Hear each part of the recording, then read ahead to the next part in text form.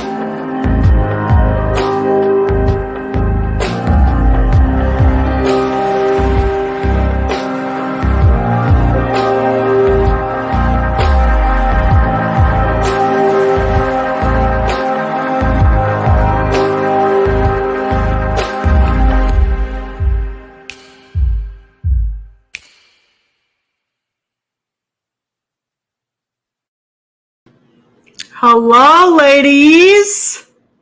Hello. Hello. All right, and welcome to episode 11 of our show. Sorry we missed last week. I'm a piece of shit and fell asleep. I fell asleep last week. Sorry. Shit happens. This week we are discussing the final book of the Alice in Wonderland series, where shit gets real. Sure does. Yeah, it does. Real fast.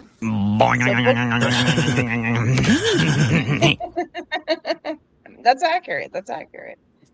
That does happen within like the first chapter. Yeah, so we're... Hey, J-Lo. We are to the point where in the beginning, that's when Alice... everybody's fighting the walls from the carpenter.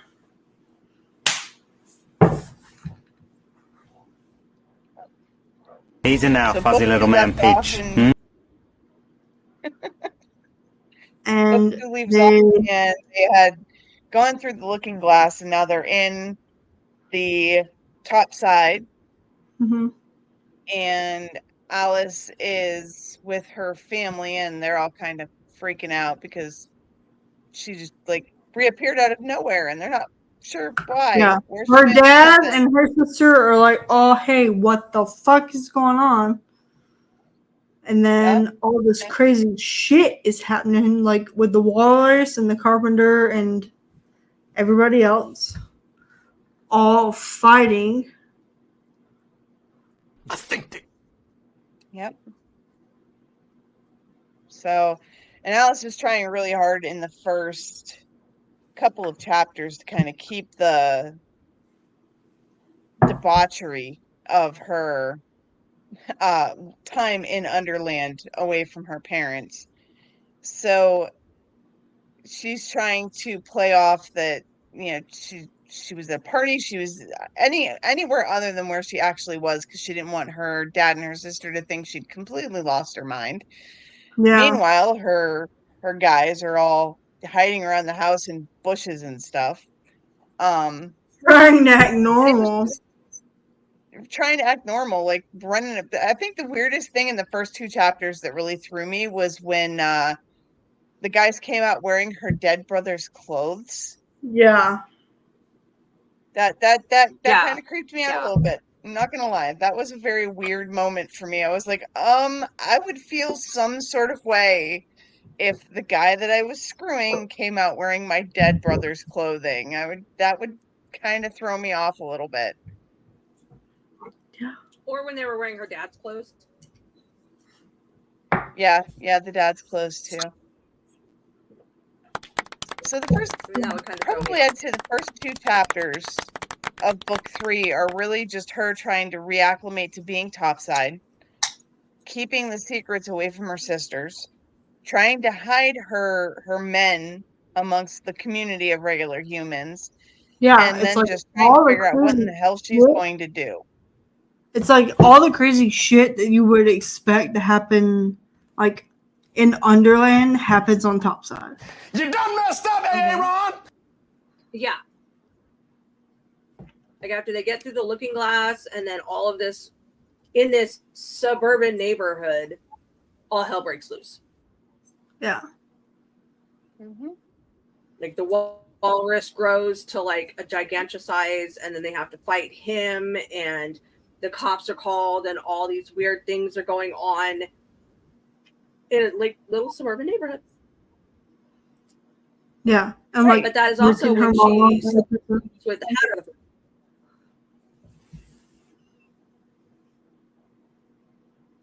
To what, Kitty? Not her breaking her mom out of prison. Yeah, that's a little later on yeah. now. Yeah. I mean, there was some lead up to that. We had the scene in the woods where she has to break was it the Mad Hatter out of his bullshit? Yeah, because he went like complete juggernaut and like nutso, and the only way to break him out of it was to sleep with him. So she did that in the middle of the woods. Sneaks out of the shower to go do it.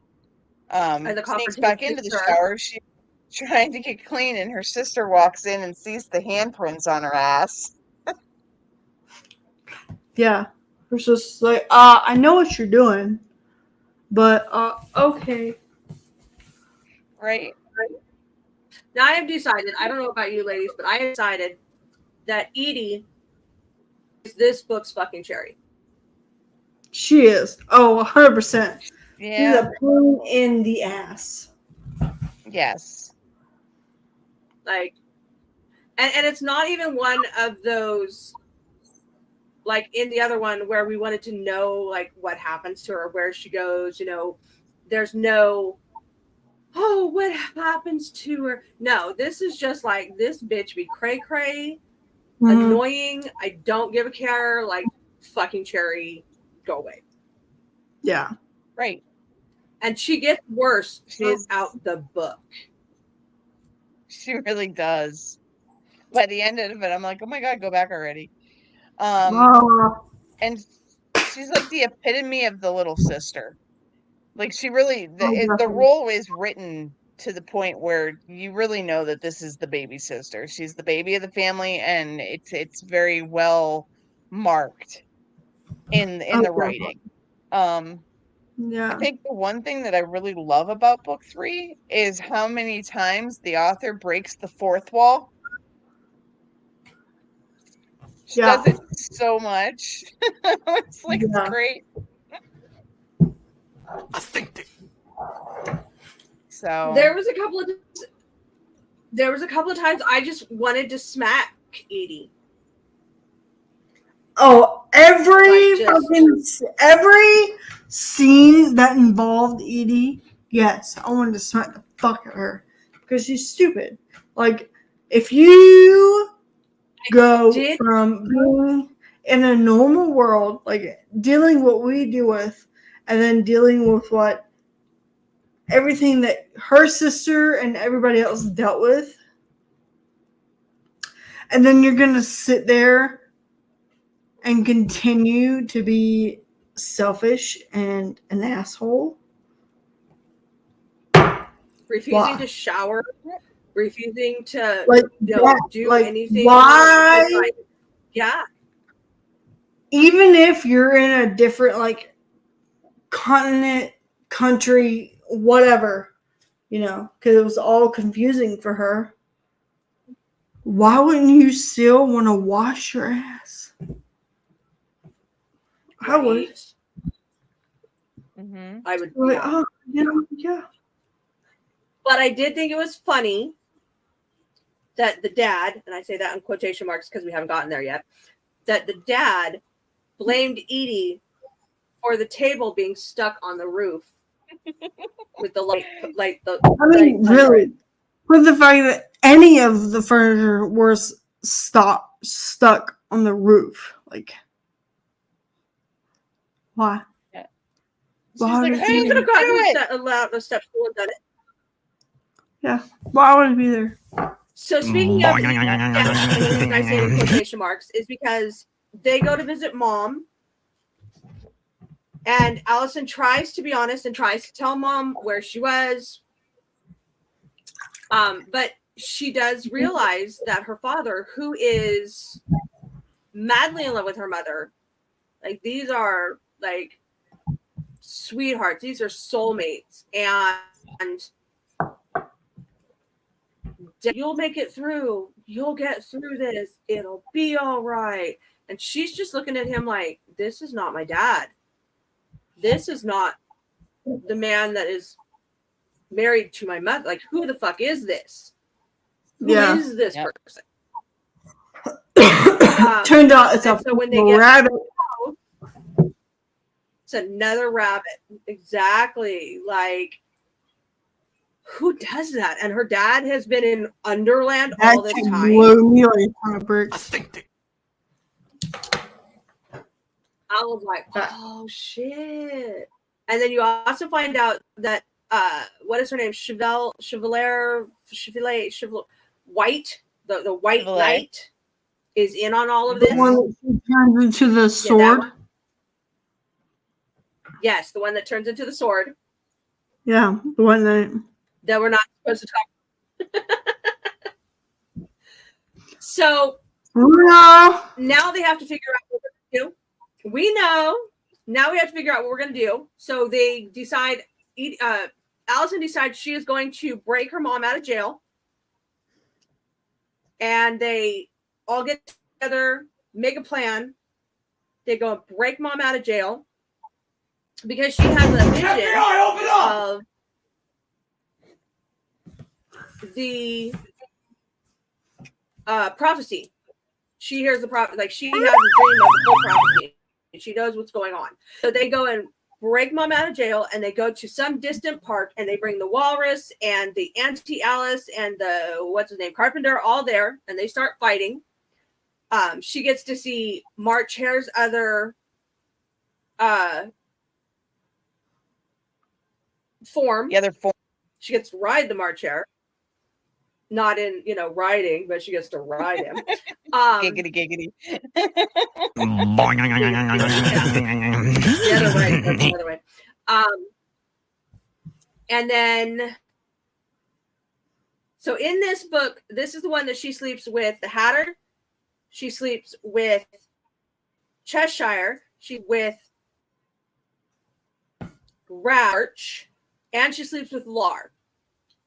So she finally gets all 9 of her men, 5 of them in this book. She fucks all of them in the book because they're wearing that. I know. One big puppy pile. Is she nasty? Yeah. One big puppy pile. 9 people. 10 people. 10 people. Easy now, fuzzy little man Peach. And everybody but 2 of the guys, I think it's the King and the Hatter, back through. They have to hide the looking glass, and they end up in a prison where the White Knight is with the, don't ask me which suit it is. I know it's a freaking Humpty Dumpty. And they figure out how to get out of this prison. And her dad is in this prison. Mm-hmm. So now they're trying to figure out how to get out. This is where she sleeps with Rab in a fucking prison. Because we find out that he can stop time. So she sleeps with Rab. Then they shrink. They go on an adventure. They find the King and the Hatter, I think it is. They come back. And then she has to shrink down. Get into the lock. And unlock the lock. Yep. Then they run off. They get everybody released. They run off, and they find a war encampment where they join everybody. And then that is when the dormouse shows back up. And she's looking at the dormouse. Everybody else is talking and she's looking at the dormouse. And what happens? The carpenter, that nasty little thing, comes out of the dormouse. Yeah. And a big battle ensues. Big battle. And they win. Of course they win. Mm-hmm. And we have a wonderful wedding. And we have sex with all 9 men. I don't know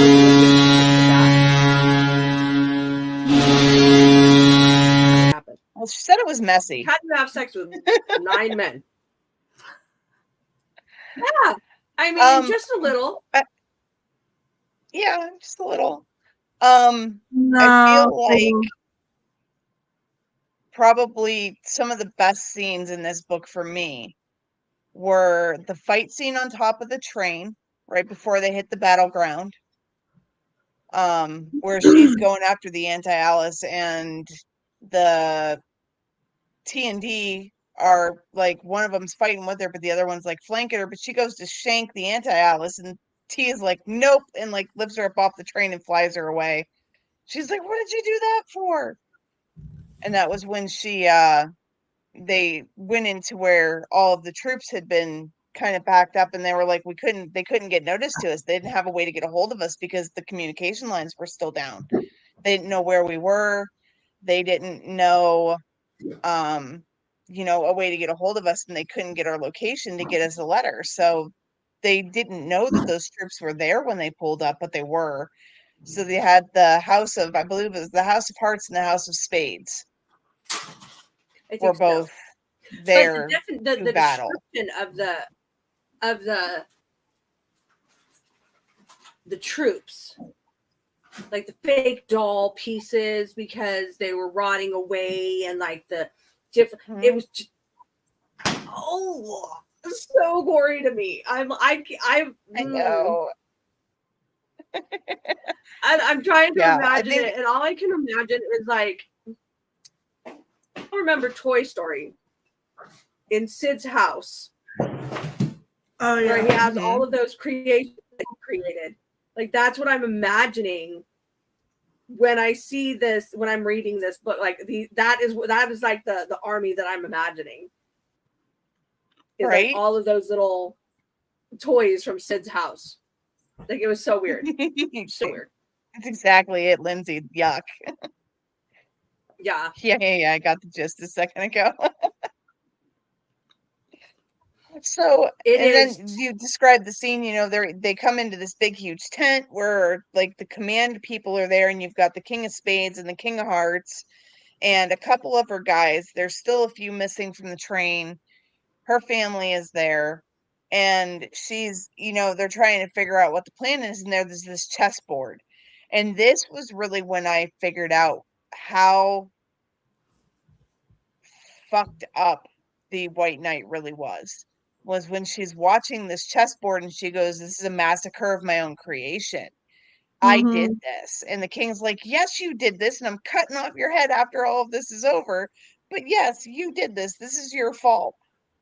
But as she's watching the chess pieces move, they're moving differently than a topside chessboard would, because instead of the queen being the king being the primary piece, it's the queen. So, and she kind of describes that in the book, and it was neat to kind of watch as people moved around the room. There were pieces moving on the board, and then they figure out they're really screwed when the who was it? You just said it. The one comes out of door. Carpenter. All right, but Carpenter comes out of the door. We're gonna take a quick commercial break. We'll be right back. All right. Okay. Rise and shine, my sinners. When Father Evil starts his day, he gets a little deadly. Deadly Grounds coffee has the richest, smoothest flavor you'll find anywhere. It's sinfully delicious. Once you go deadly, you never go back. Order yours at getdeadly.com. Coffee's so good, it's scary.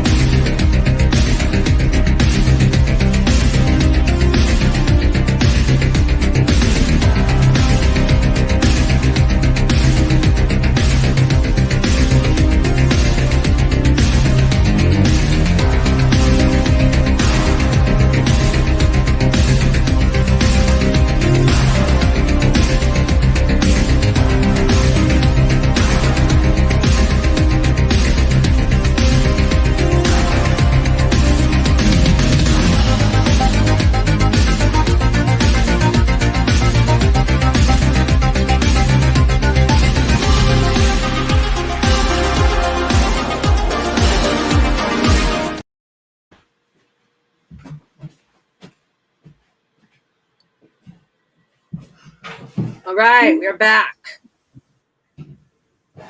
I can't wait for Hellfire Lounge to start. Yeah, it's gonna be very good. It starts the weekend after Super Bowl.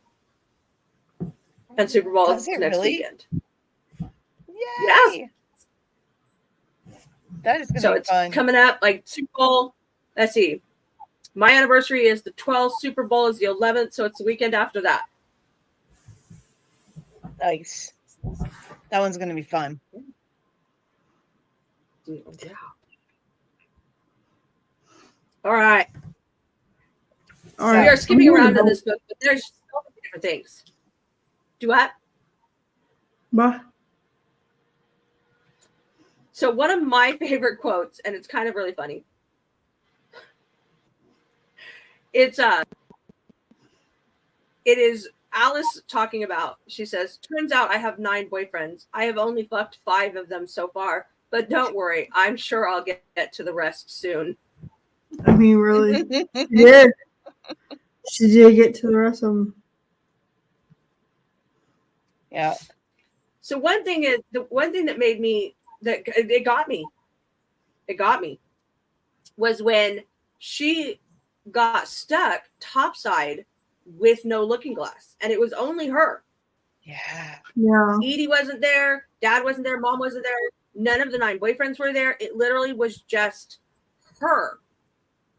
Mm-hmm. And she had engrossed herself so much in Underland, and everybody that she loved and cared for was in Underland, and there she was, topside.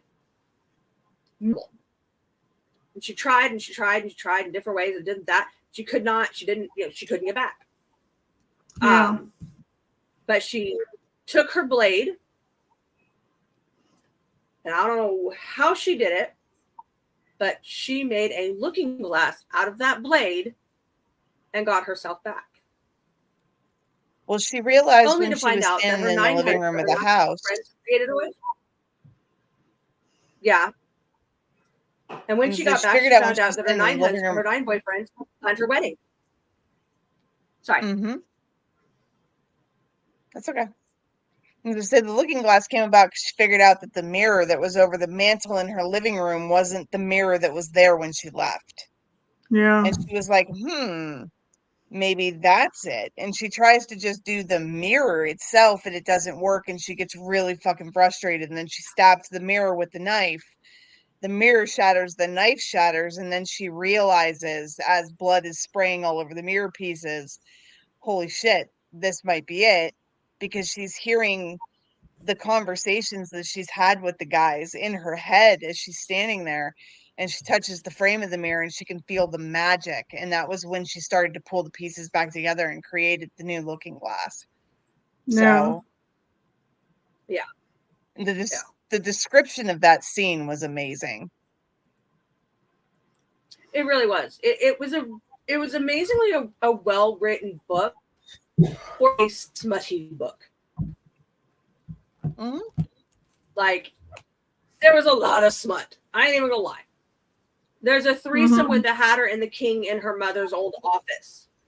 I think the cutest scene was when she comes out the room and she finds Chesh in his knickers dancing. Because then they had to have like the midnight knicker dance together. I absolutely loved that scene. That was heartwarming to me.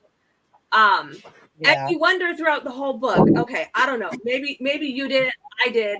I wondered throughout the whole book, what the hell the cat,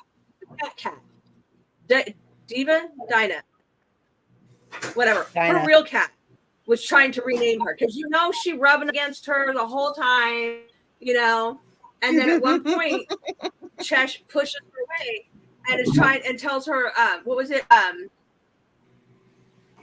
In Heat, Allison, or In Heat is what she was trying to name her.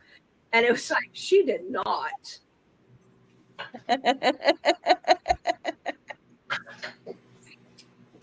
Dinah was jelly. I did. I loved it. Yeah, Dinah was jelly. Dinah was real jelly. And then her night with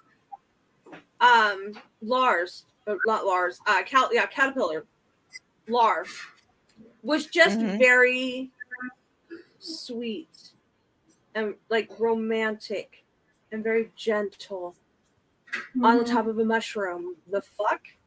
Right. On the top of a mushroom. Okay. It's the caterpillar. All right. I'm going to go to bed. Okay. Have a good night, Kitty.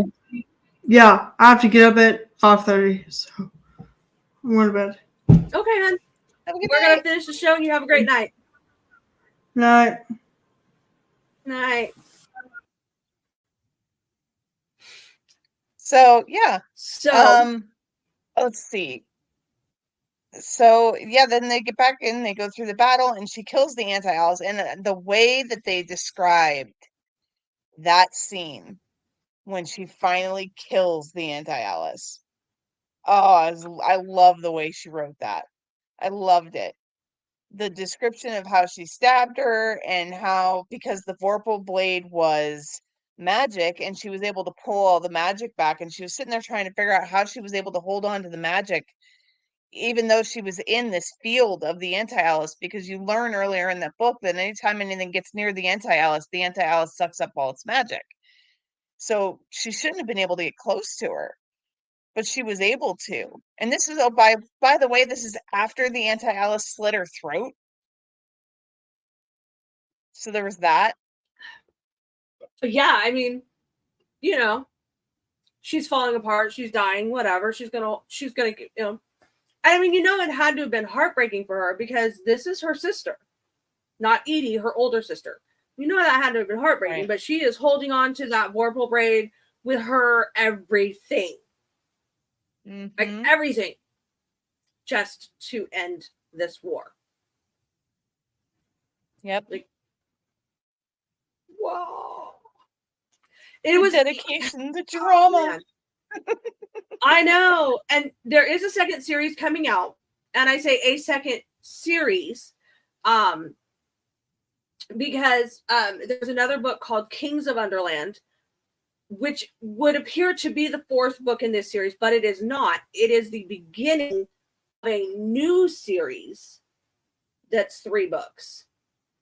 And when that series is completed, we will bring that series to you guys. Because damn, all right, I have read it. Damn. Okay. Can't wait for that one to come out. But with that also being said, we are not there yet. We are not there yet. So, Allison being a reader, and I do and I don't. No, I do. I 100% resonate with this because Allison is a reader. I have been a reader my whole life.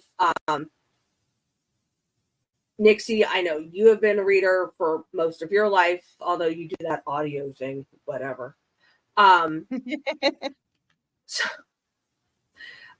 So here it says, sometimes when I'm reading a book, I get into it that when I look up, I have to blink several times to remember where I am, who I am, what my life is really like.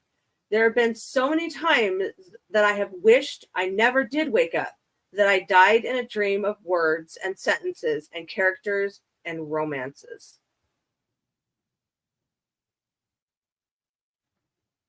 Yeah. Yeah. Because you get invested in these books. Like for me, when I'm reading them, I'm not reading the words. I'm actually seeing the story. And then all of a sudden you look up and you're like, oh yeah, I live in the real world. Yeah. This one had a lot of those. Right? Like I want to go back into Underland. No, this book had a lot of really, really good quotes. Like it was a really good book. It was. I won't lie. I was, like I said, I reread the last couple of chapters tonight because we did have last week off and I had finished the book prior to that. So I was refreshing my memory on the ending of it. And I forgot until I was listening to it again that the book actually uses one of my favorite quotes, which is "The heart wants what it wants." And when I heard that, as I was sitting there listening to it, I was like, "Aw." Yeah, it really, yeah. And it's just, I loved the Humpty Dumpty one, where Lars gives Humpty Dumpty his not his predicament, but his like premonition. Like all the king's horses and all the king's men will never be able to put you back together again. And I'm just like, I know that rhyme from when I was a kid. And he was right. He was right. But I could ever put Humpty Dumpty back together again. Yeah. All right. So we have gone through the whole book. I mean, we are scattered because, we are scatterbrained. And again, we did take a week off. So, things happen. And there's just so much that happens in this book. Gosh, so much that happens in this book.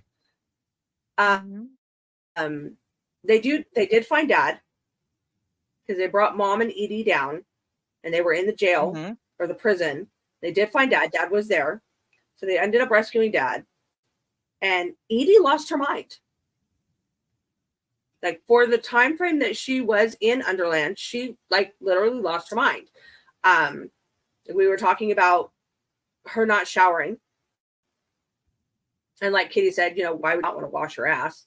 But she wouldn't shower. She wouldn't eat. She kept living in that space of denial. Like, this isn't really happening. I'm not really here. And her mom just kind of got to the point where she was like, yeah, you are. Deal with it. Grow the fuck up. Let's face it. And I was just kind of like, go Mom. And there's a scene in I would say coffee house, but it's not a coffee house. There's a scene in a tea house. Better watch that. Exactly, Ruben. Better watch that ass. There's a scene in a tea house where Edie is really like just giving shit to Allison. And Lars just puts her in her place. Like the soft, gentle, spoken Lars just puts her in her place. Yep. But she is still trying to learn her med. Yeah. Well, I mean, it's not only that. Like, I think there's genuine.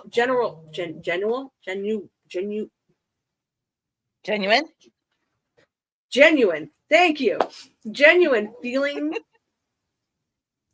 They're like genuine appreciation and genuine, respect and like the building of love, like that foundation of love.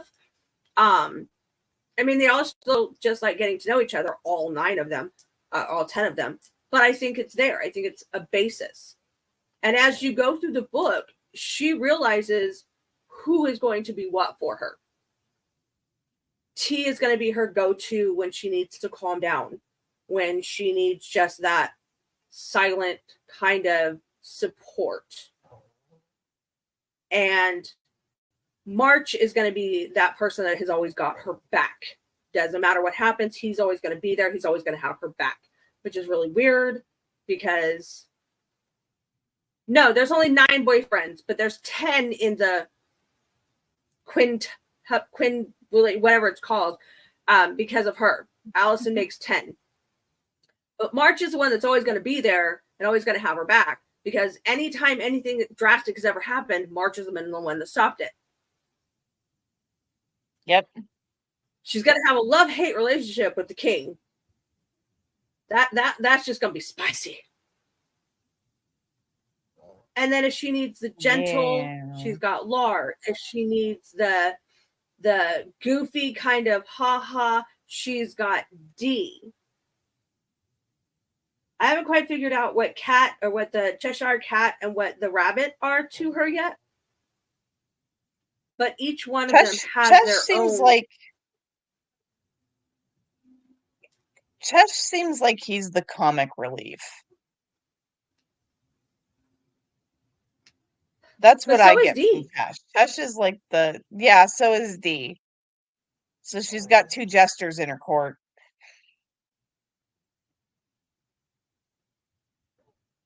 So are we gonna do is D is D the comic relief, and then Chesh is more like the don't give a fuck?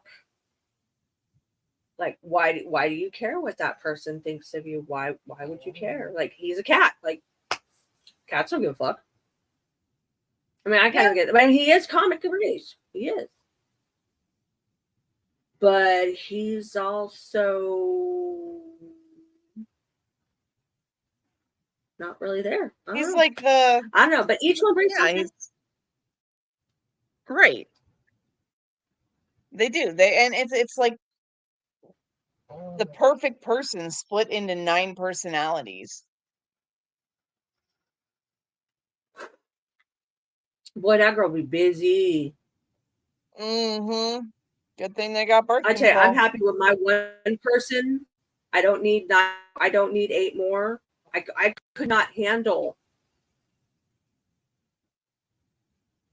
I couldn't handle it. I couldn't. No. Just no. That's just no. That's too many. Right? Too many. Now, one thing that we did like skip, or we have missed, is she becomes the Mad Hatter's.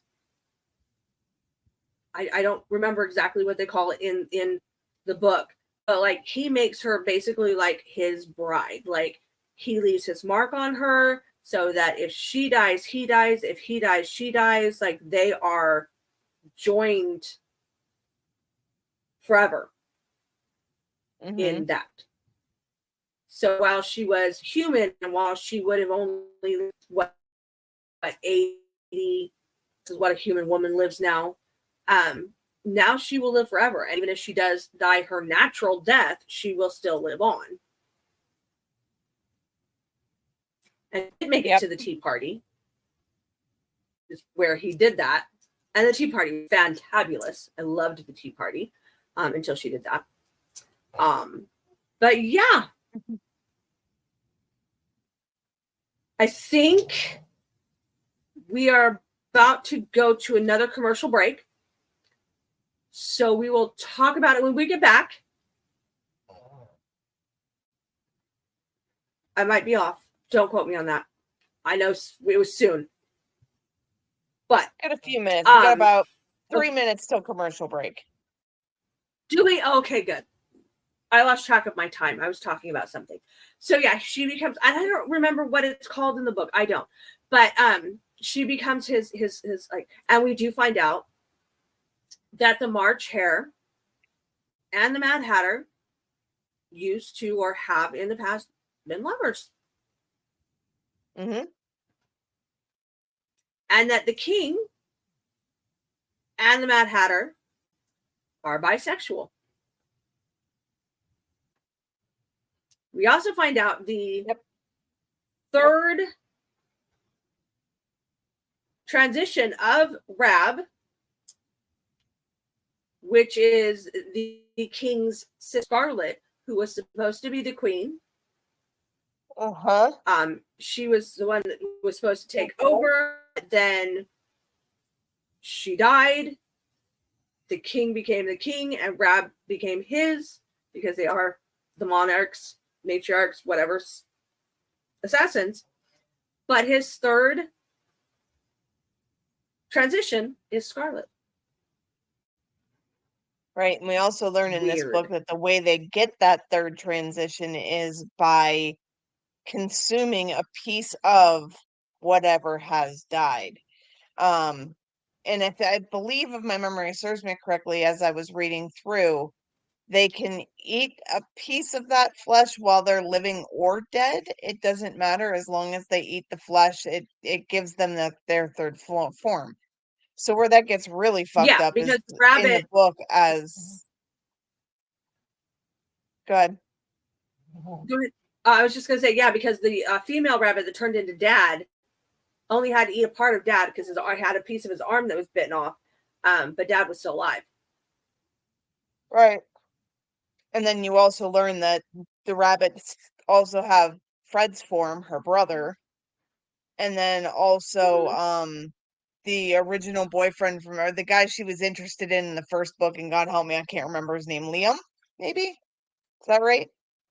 I think so. The guy that was going to rape her, but then her brother stopped it and they killed her brother and the mom killed them. He comes back, but as a rabbit. Mm-hmm. That blew my mind.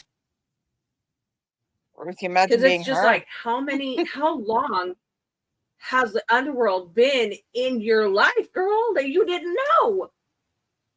Mm-hmm. You got Dad that's a rabbit. You didn't know about that. You didn't know that your boyfriend is now a rabbit. You didn't know that your crush was a rabbit. You didn't know that your brother is a rabbit.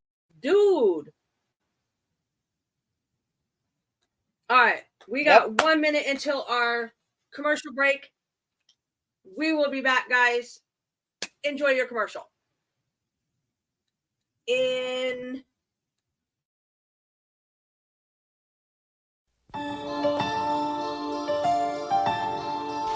This is the doll your daddy's gonna make in Mexico. And this is the factory where we're gonna make her and sew her little dresses. Isn't she beautiful? May I have one, Daddy? From the moment they met, I'm gonna love her so much. it was a fairy tale come true. Good night, Dolly. Sweet dreams, Dolly. But this is where the fairy tale ends and the nightmare begins. Dolly?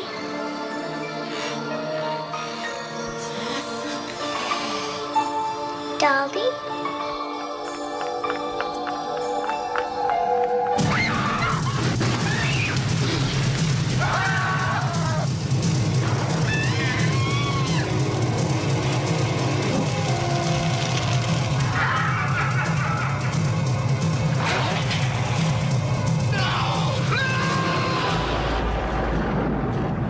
It's time to play.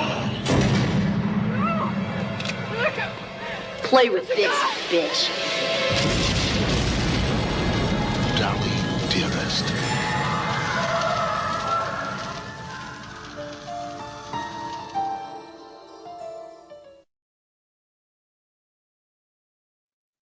All right, and we're back. I don't know if you've seen that movie.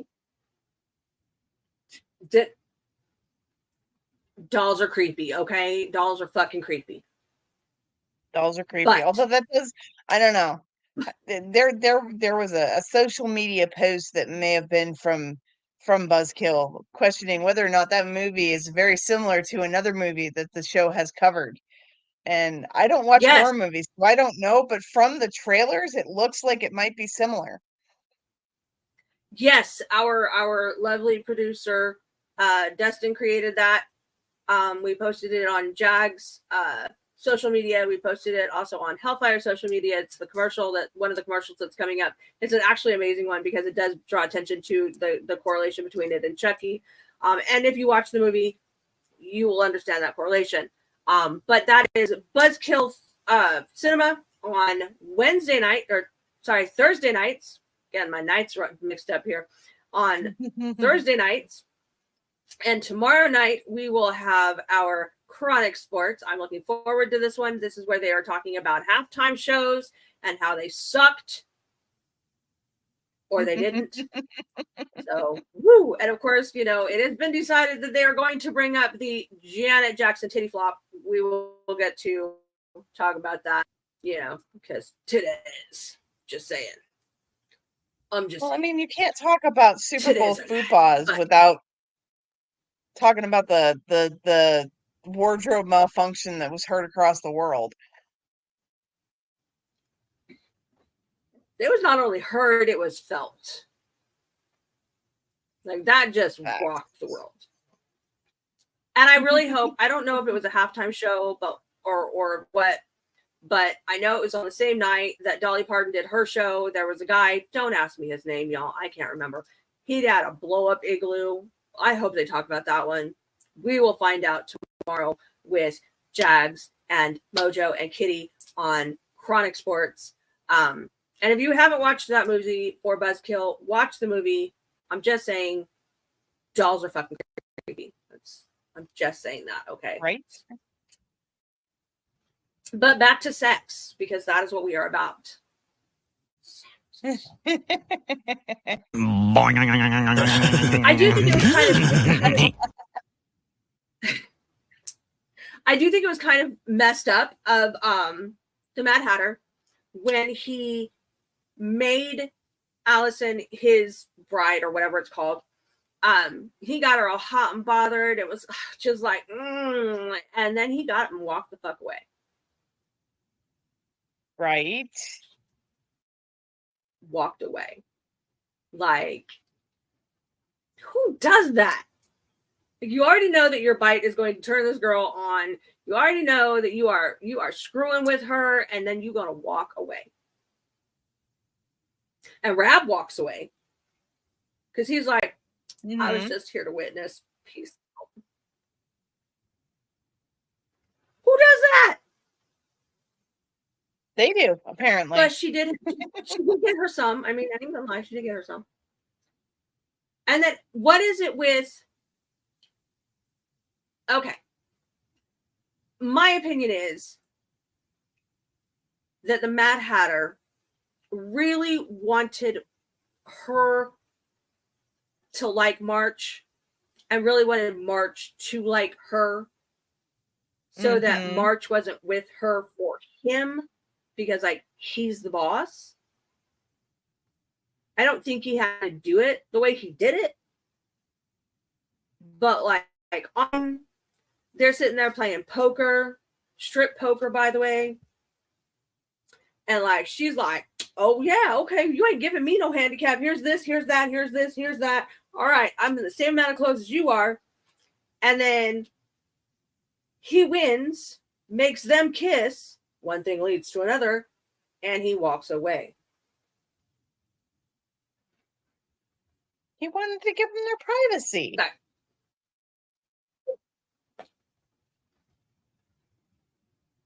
They needed their moment. He always shoving her hooey in March's face. Like the hell. The hell. Well, I mean, March had said it a couple times during the book that he wasn't looking for lust, he was looking for love. Yeah. And so, I mean, I guess that was just his way of showing him that he could. But I don't know. I just think it. I think it was he. I don't know. It just seems a little wonky. But obviously, March is in love with Allison. He's always there to protect her. He's always the one that when she's falling, he catches her. Mm-hmm. And I don't know. Like, at first I thought that Cheshire was going to be my favorite character, but I think it's March. He's this big, gruff guy,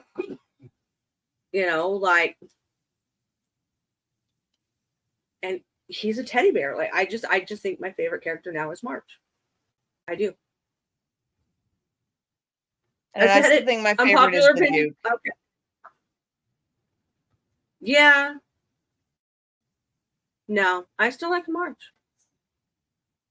The boat scene with the Duke. Okay. Oh no, that's not this book. Never mind. You got to read the next book, girl. Okay, we'll talk about it.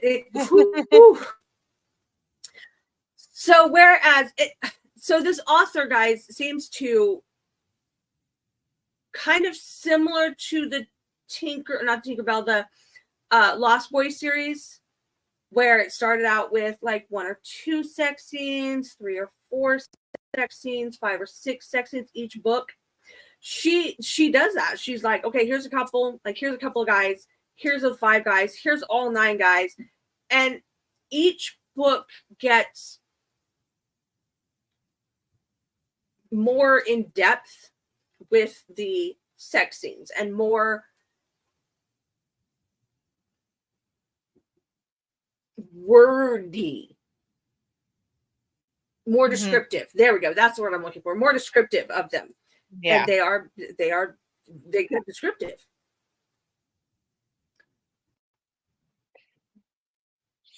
Are we singing? We're just They're singing. just singing in the comments. Yeah, Smuttier.